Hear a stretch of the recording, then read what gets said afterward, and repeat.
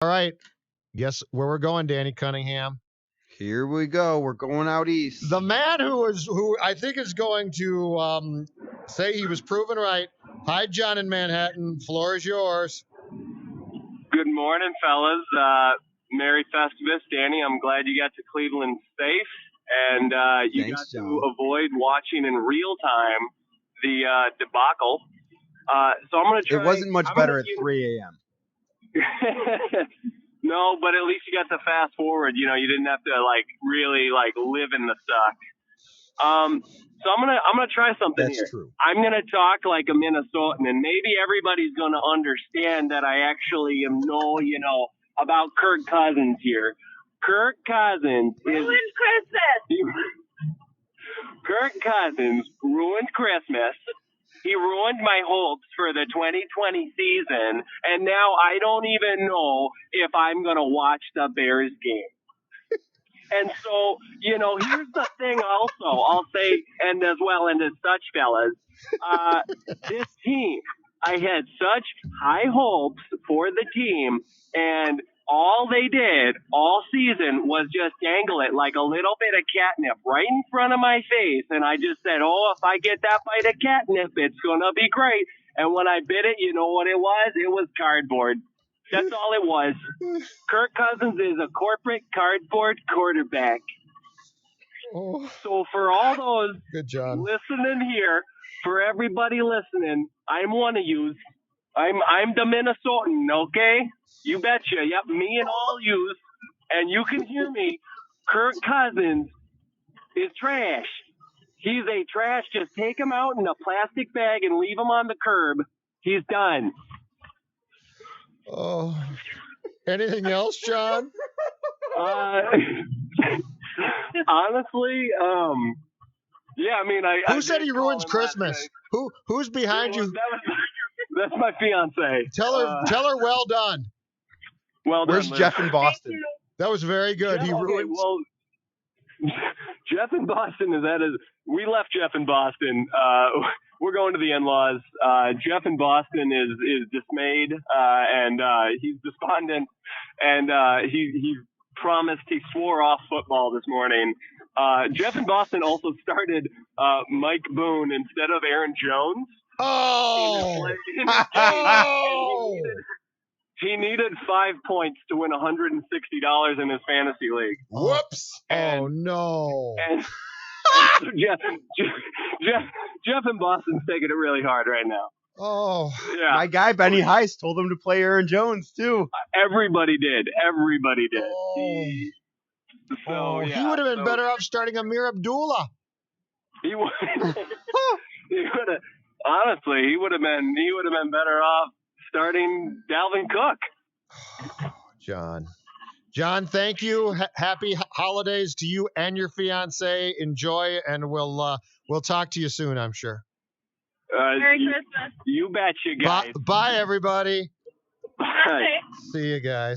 Oh, that was a great. That was the call of the season. You've got to pull. Some of that has to be pulled. Best believe I'm pulling the that Minnesotan thing. Call of the season, man. Oh, John, good work. Well, and his fiance. That was an awesome drop. You ruined Christmas. You ruined just out of nowhere. Could that be a Score North sign? Kirk Cousins, he ruins Christmas. You betcha. Oh, all right. Let's from one member of the Vikings Ventline Coffee Club to another. A more positive chap, but I don't know how he's feeling today. We'll find out. Dave in South Carolina. Hi, Dave. Hey, guys. Again, happy holidays to you. You too. You too, Dave. Yeah, listen, I had a chance. Thank you. I had a chance to watch the game earlier after I was driving last night, listening to it on the radio. And as I said, as I was called in afterwards, I had to pull over, I think, 2 or 3 times. I think I was nauseous. And maybe John in Manhattan is laughing instead of crying. I think that was probably the best way to describe that last phone call. I'll give him some credit. It was pretty good. But the bottom line is that, Judd, I'm sure you hear it in my voice. I'm almost 50 years old. I've been dealing with this team forever. You and me both. Yeah. And, you wonder why people have this opinion of the franchise, the tradition. Guys aren't in the Hall of Fame. Why we take it so personal? It's because I couldn't even listen to the radio broadcast just last night. It was so one-sided. The television broadcast, according to to my fiance, was so one-sided. But I'm at the point anymore where I understand it. I understand why, because we continue to put out these performances. I'm not going to jump on Cousins or whatnot. I do think at this point, as I told you in a phone call several weeks ago, if you can give me a couple minutes here, but as you told me, Oh, yeah. I told you in a phone call several weeks ago, Yep. I was trying to be a little bit more positive than negative. Yep. But as I described to Manny last night on the show and to Phil, I've had it. Okay. I'm irritated.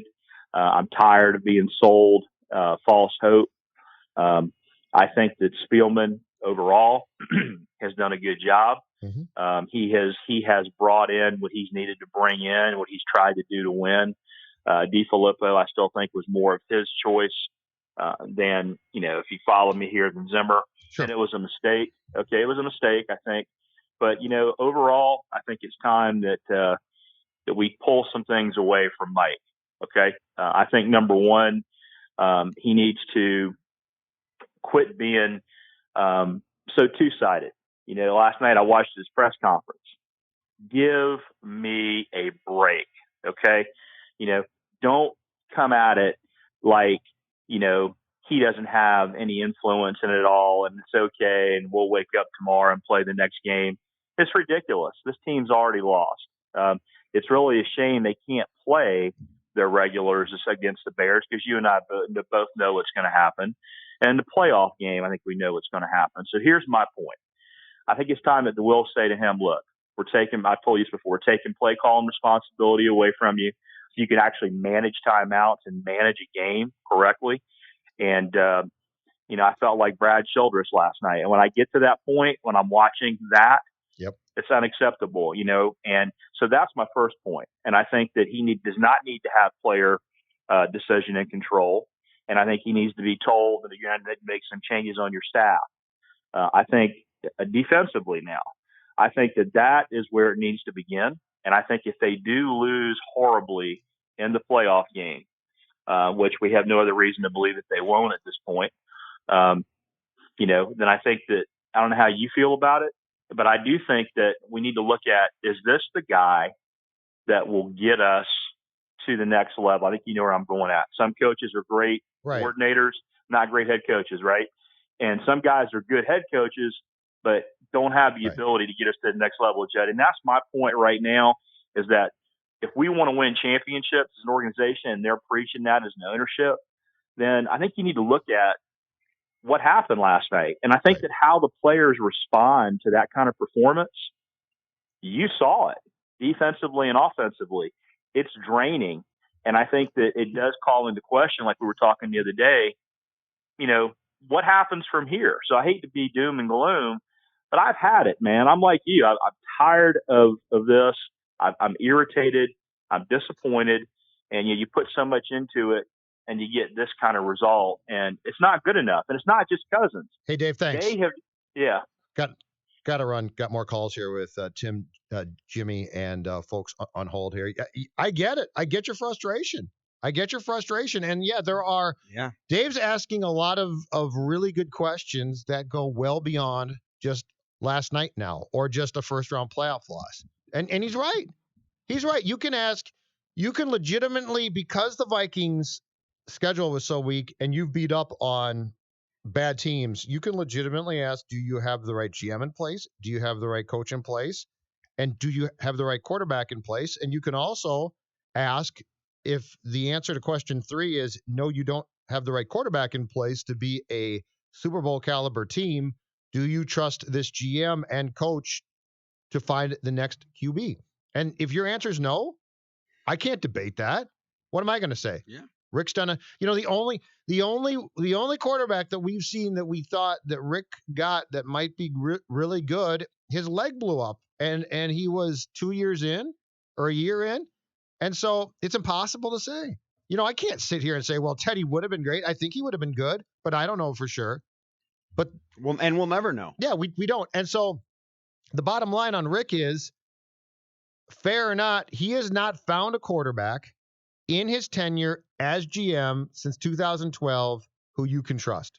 Any, now Kirk can put up statistics, but you can't plop Kirk into a key game. And I don't care if you're his teammate, his coaches, or the fan base, you can't have confidence that Kirk is going to be fine, because time and time again, he's not fine.